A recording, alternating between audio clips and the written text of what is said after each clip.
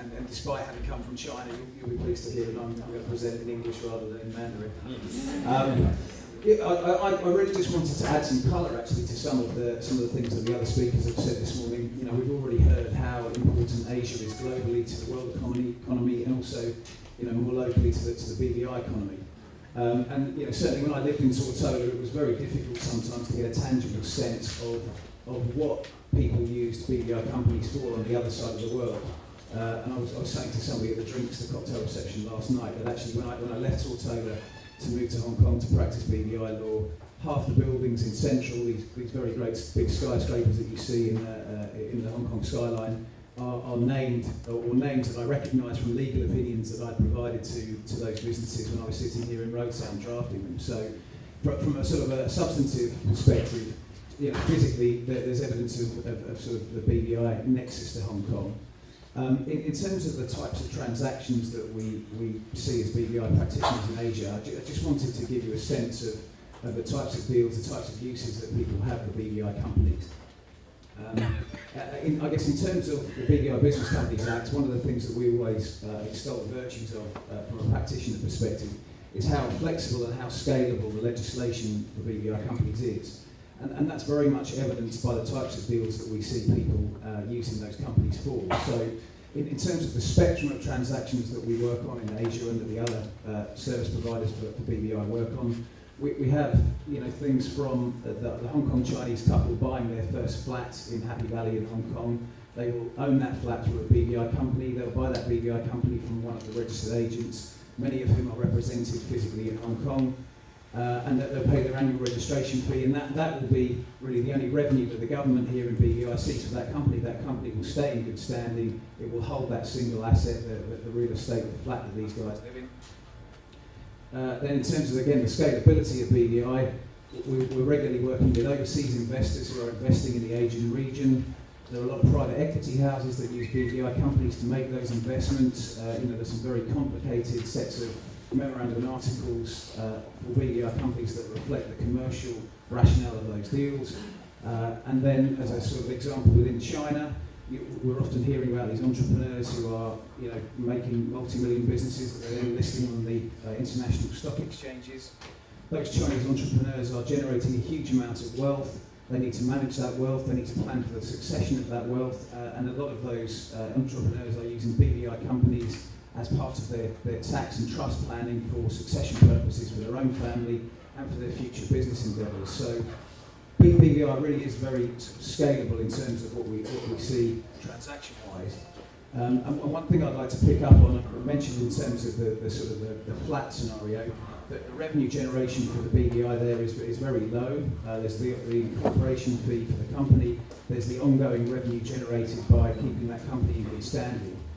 The other two examples that I've given are what I guess we would call value-added transactions, where there's more substance to what's being done using the BVI vehicle. There's an opportunity for more revenue to be generated for the jurisdiction, whether that be in registration fees or licensing fees, etc. So I think one thing that we're probably all going to discuss in terms of questions is that's something that we would like to see the BVI get a greater share of within Asia, is that value-added business where there's more revenue generated that actually finds its way back here to Tortola.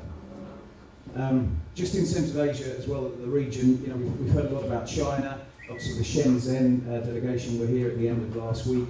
But BVI in Asia is much bigger than China, and it's kind of worth bearing that in mind. So, in the 7 years that I've been practicing BVI law from Hong Kong, at the time since I left Tortola, when I first arrived in Hong Kong, pretty much all transactional instructions that came to us, whether they be from Beijing or Shanghai or from Singapore or Indonesia or further afield, were all routed through Hong Kong. So everybody had a presence in Hong Kong. People across the region were willing to pick up the phone and talk to people in Hong Kong.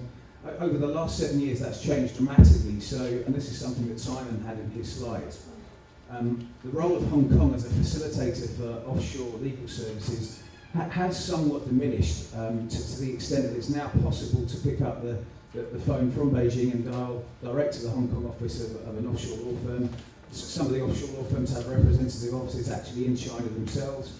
A number of the service providers have a physical presence in Singapore. So in terms of our potential client base, that's broadening as the market in Asia matures for financial services, and as more and more wealth is generated by people in the Asian region. So I think that's a very positive sort of movement for us in BVI. I think the other trend to note, which is very promising for all of us, is the movement from what we call inbound investment into Asia. So foreign investors looking to take a stake in businesses in Asia and develop those businesses. We're now very much seeing an outbound movement. Chinese capital, all these entrepreneurs I mentioned that are making lots of cash, they are taking advantage of some of the global weaknesses in other people's economies to go out and acquire assets in Europe, in the US, etc., etc. And certainly there are state-owned enterprises, so they are Chinese-owned businesses, particularly Chinese government-owned businesses that are going out and buying oil and gas resources, other types of businesses. They are using, in certain circumstances, BVI companies and companies from other offshore financial centres to structure those transactions. So, again, that's a very positive move for us, and I think one that we would all like to sort of capitalise on. In terms of challenges, you know, Ray sort of kicked off talking about the macro picture. Simon's first slide there had a number of the events and incidences that have affected not just the economy for the offshore centres, but the global economy over the last 12 months. I don't really want to focus on the regulatory challenges. I think having come away from Hong Kong and been talking to people who are on the ground the last few days, I think that the biggest challenge that we have is actually competition from other jurisdictions. Again, as Simon said, the BVI is starting from a very high place. We're the market leader in terms of incorporations in Asia. Everybody wants a slice of that pie, of that revenue stream. So, you know, all of the other offshore centres are taking a great interest in the region, I guess including our esteemed guests here this morning from the other jurisdictions that are represented. Again, as Simon mentioned, what we call the mid-shore jurisdictions, so Hong Kong and Singapore, particularly in an Asian context, are wanting to retain more of the money that's flowing into the region and out of the region, and they are, you know, changing their laws, making themselves more attractive. The Singapore government, the MAS, is very facilitative in terms of making changes to law to encourage financial services. The Hong Kong Companies Ordinance actually changes in March this year. That is starting to make Hong Kong companies as a vehicle a bit more flexible, a bit more user-friendly, and again that starts to erode some of the advantages that BVI companies and some of the other options for offshore centres available to consumers have. So I think if there's one thing for me to take away this morning, it's that we as a jurisdiction need to keep our competitive edge. We've got a massive client base. We're very fortunate that we have such fantastic brand familiarity.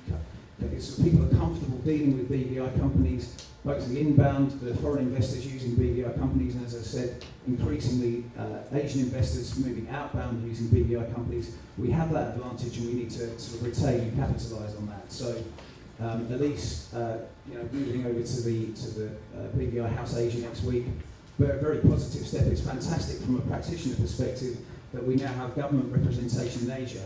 I mentioned before this sort of differential between, I guess, the volume incorporation business, the flat scenario that I mentioned at the outset, versus the value-added business for BVI.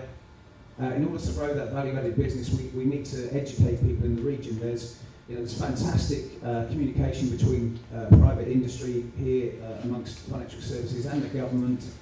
We share information. Obviously, we consult on changes to legislation, etc. We all need to pull together if we're going to crack a market as large as Asia. So actually having government representation on the ground, and hopefully the regulator representation as well, has got to be a positive step for the jurisdiction. And I would encourage you all, sitting here in Tortola, to support the efforts of the office and the government delegation in that office in terms of what they're trying to do for the jurisdiction.